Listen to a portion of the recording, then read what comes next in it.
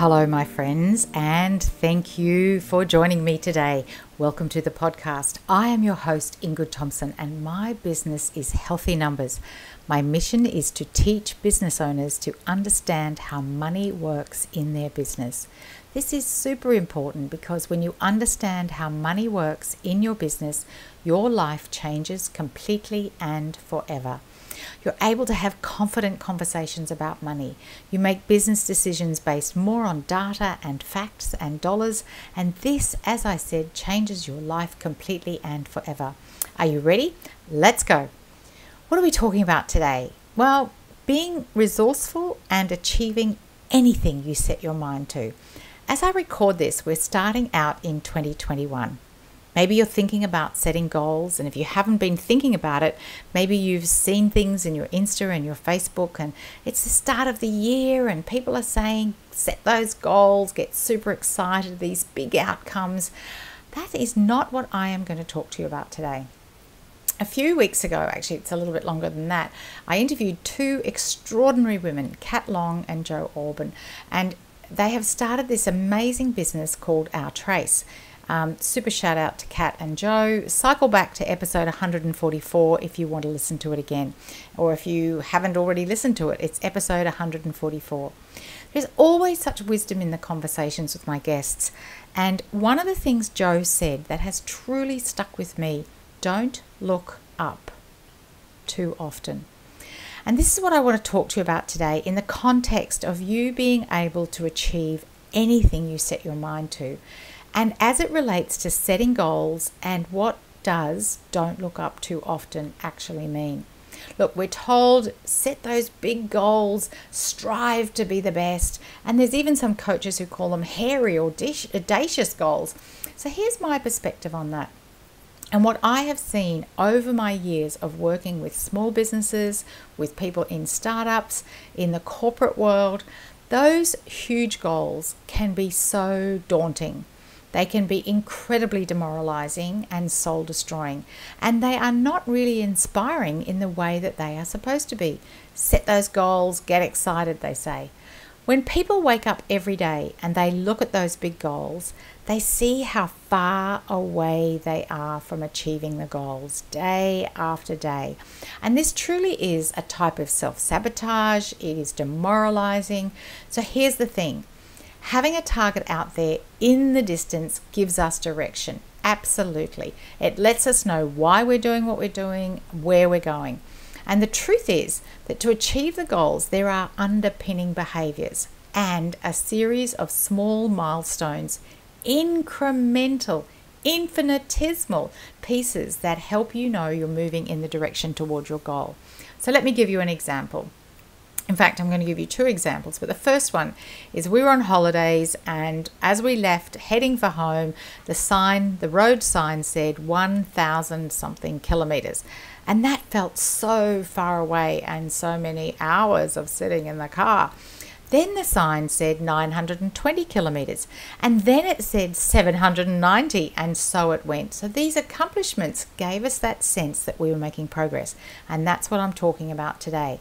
I want to give you another example that I truly believe you'll relate to, but you might also, it absolutely applies to business. So some years ago, I was working with this really lovely woman, and she wanted to lose weight. 5 kilos she wanted to lose, which I think is about 11 pounds.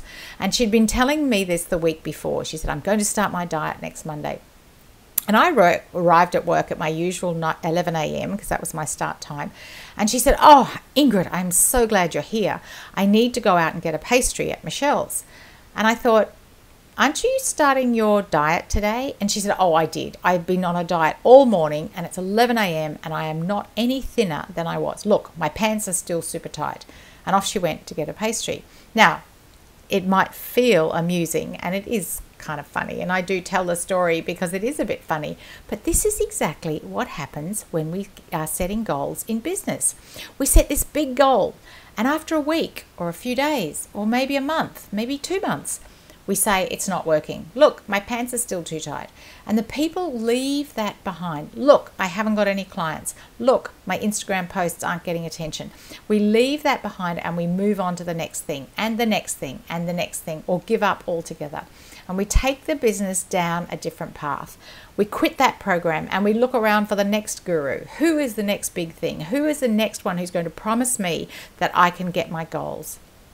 So when we think about the behaviors that underpinning achieving your goals, most businesses truly come down to just a few key behaviors. In fact, I'm going to go out on a complete limb here and say one key behavior.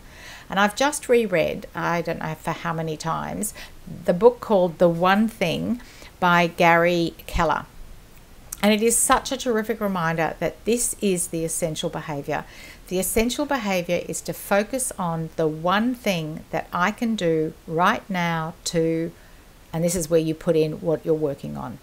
So what is the one thing that I can do right now to take me there? So so when you think about the big goal, that is going to take maybe 5 years or even longer. So who has seen, there's been a lot of conversation this week about this fantastic program that's on Netflix called The Queen's Gambit. And it took Alan Scott 30 years to make it. It's taken him 30 years to get to where it is today. One of the most watched series is on Netflix. So let's take that big goal and think about it in this way. It is your, what do I want someday? And then bring that back 5 years and say, so based on my someday goal, what is the one thing I can do in the next 5 years? Then we need a 1 year goal. Based on my 5 year goal, what is the one thing I can do this year? And I listen to my language here is what is the one thing I can do? Not must do, not need to do, none of that persecution sort of language, but what is it that I can do? So based on my 1 year goal, what is the one thing I can do this month? Based on my monthly goal, what is the one thing I can do this week? Based on my weekly goal, what is the one thing I can do today? And based on my daily goal, what is the one thing I can do right now? So you see how you take that big someday goal out there and you bring it back to what can you actually do today? So let's look at Joe's comment. Don't look up too often. And that's what she's talking about. If you look at that someday goal all the time, then that's when we feel inadequate. That's when it feels demoralizing because the gap between where we are now and where we want to go is so huge. Now, any of you who've been following my green line, red line discussion know that right now, in this point of time, right now, is the closest we're ever going to be to being on the line to take us to where we want to go in the future. You might look at that someday goal from time to time, but not too often, as Joe says. The goal you absolutely want to look at most frequently is based on my daily goal, what is the one thing I can do right now? Which cascades up into based on my weekly goal, what is the one thing I can do today? Can you see how this completely changes the way you approach everything? The way you approach your business, the way you approach your life. And if I go back to my colleague who wanted to lose the 5 kilos, that was her someday goal. Maybe that was her 1 year goal. And so if she had asked herself, what is the one thing I can do right now to, and this is that critical part, is what is the daily goal? So her daily goal might be to eat what I plan to eat today. So instead of running to the pastry shop, she could have said to herself, what is the one thing I can do right now to eat what I plan to eat today? And maybe the answer to that was have a herb tea or eat an apple, because that was her plan. That was what was on her plan. So this is exactly what we can do in business, in everything. What is the one thing I can do right now to achieve what I want to achieve today? And I want to talk a little bit more about how we keep this focus. Focus, here's how I think about focus. Focus is a matter of deciding what are the things you are not going to do. So confession time, I am a super people pleaser. I just love to make people happy. You might have got the sense of that in the work that we've ever done if you've been listening to me. It is so easy for me to say, yes, I'll help you with that. Yes, I'd love to be involved. Yes, you can count on me. Yes, count me in. But being able to say no is critical to staying focused on the one thing that you want to work on. And, this is one of my things that I am truly, truly working on this year, is that I am on track with a goal for the year. And I have just said no to 2 things that I had almost said yes to. In fact, one of them I had nearly said yes to, and I've had to go back and say, look, I really need to stay focused on what I'm working on. I'm super sorry. Let me help you find someone else who can do this for you. And the other one, I've had to say thank you very much for the opportunity. It just doesn't fit in with my overall plan right now. I'm happy to work with you sometime in the future, but for the time being, I'm just going to have to say thank you so much, but I am going to have to say no. And it's hard. It's hard. It was not easy to say no to either of those, because one, I wanted to do it because it's fun, and 2, I didn't want to let other people down. The truth is, I let everyone down if I don't stay true to what I'm focused on. So the first thing is being able to say no. So that is a secret thing to focus. So another behavior that affects your focus is your health habits. And we've talked about enough sleep, about eating well, moving, time for family, having time for your cat, your dog, your bird, your plants, whatever it is, having time for friends. But taking care, those health habits are super important when it comes to creating your focus. Okay, so we have no, we're in good health. So what else? The environment. Does your environment support you? I know personally I can spend 3 or 4 or 5 hours absolutely focused in a quiet place with the phone turned off, with my timer on, with nothing on the desk, and I can achieve more in that time than I can in 2 whole days, long days of constant interruptions and distractions. Ooh, wonder what's happening over there on social. Ooh, wonder who's read my emails. Maybe the one thing that you can do right now is to take stock of your environment. And that has been one of my other things that I have taken stock of for this year, is I am putting myself in an environment where I can get these chunks of time to do the things that I needed to do. So, what's in front of me, set up my timers, put on my do not disturb. I have this goal. I've taken that big goal, my someday goal, and I've asked myself those 5-year, 1-year, month, week questions. And I know what I need to do right now, today and this week, and that's where I am for now. My big goal is still sitting out there, and I know one day I can and I will achieve it. And maybe I'll achieve even something better. So every day I have my focus time as I start my day. I know I'm most alert in the morning, so that's a really good time to have my focus. I have a planner, a notebook where I commit to what I can do today, what I can do right now. So look, I am so curious about you. What have you set your mind to? What truly can do anything you want to do.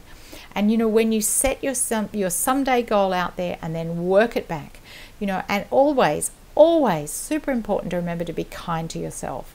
And as we've talked about many times, reflect on your achievements, pat yourself on the back when you get to the end of the day, when you make things happen. Of course, everything's not going to work out exactly the way you think, but that's life. We learn our lessons. It's perfectly okay that things don't work out. They're meant to not work out. That's how we learn, and we tweak. We look at what we could do tomorrow. We look at what we could do this afternoon, and we can tweak and make the changes that we have to do. Okay, so let's summarize here. We can have this big, hairy, if you want, goal out there. Let's map it back. Let's bring it back to 5 years, to 1 year, to a month. Let's map that back, and then ask yourself, what can I do right now? I'm on this journey as well, as I've said. Is this easy? Well, it's certainly getting easier. I can convince you of that. I'd like to be able to convince you of that. And I know that the more I keep myself on the green line, the more you focus on what you have to do, the more you focus and you ask yourself, based on my goal for today, what is the one thing I can do right now? And you fill that in. Okay, so that's us for today. Rewind and listen to some of it again if you need to. Truly set yourself up for what you can do right now and see how that connects to your next step. If you have any questions, please ask me. I answer all my own emails, ingrid@healthynumbers.com.au. If you know someone else who needs to hear this right now, share this episode with them. Share it with your friends, your team, your family, your business colleagues, any other business owners who would benefit from hearing this message about how to think about the future, how to think about tomorrow, how to think about today, and what we can do right now. Please jump into iTunes or wherever you're listening and leave a review of the show. We're all business owners here, and we're all working towards having financial autonomy and independence and financial tenacity. Really being able to understand how money works in our business. So what action are you inspired to take today? Till the next time, Ingrid Thompson saying thanks for being here.